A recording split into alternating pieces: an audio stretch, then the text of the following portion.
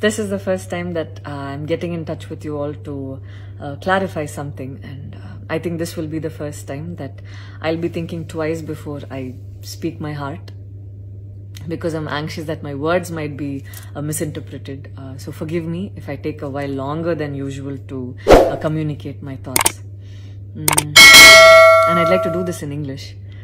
In a recent interview, I was asked if I was a supporter of the left or the right wing, and I clearly stated that I believe I'm neutral, and we need to be good human beings first before we identify ourselves with our beliefs, and that the oppressed need to be protected at any cost. So further into the interview, I went on to elaborate on how I look at things, and I had quoted 2 references which had a huge impact on me, and which left me traumatized for days. In fact, after I watched the film The Kashmir Files, I had the opportunity to speak with the director, and this was 3 months ago. I remember telling him that I was disturbed seeing the plight of the people at that time, and being someone that I am, I would never belittle tragedy like the genocide and the generations of people who are still affected by it.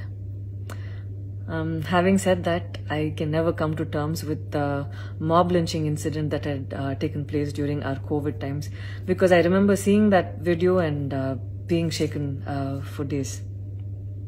I believe that violence in any form is wrong, and violence in the name of any religion is a huge sin.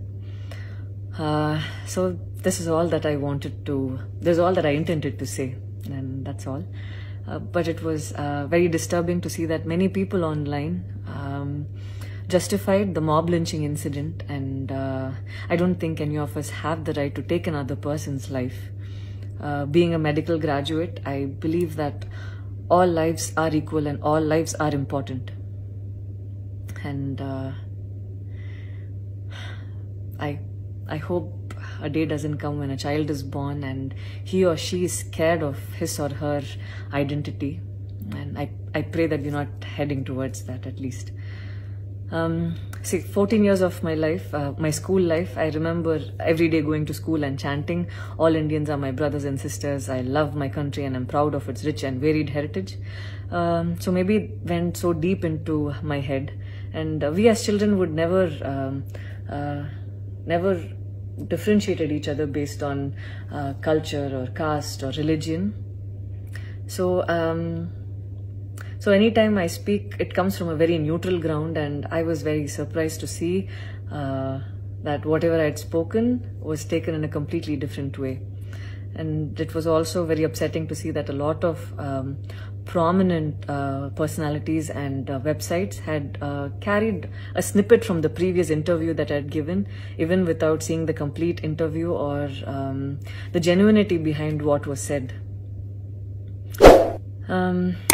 I would like to take this opportunity to thank the people who stood by me the last few days, because I remember feeling so alone and conflicted, wondering what I did wrong, and it was heartwarming to see that a lot of people raised their voice in support of me, and I felt like they knew me for who I am. So thank you so much for making me feel like I wasn't alone. So I wish you all happiness, peace and love. Thank you so much.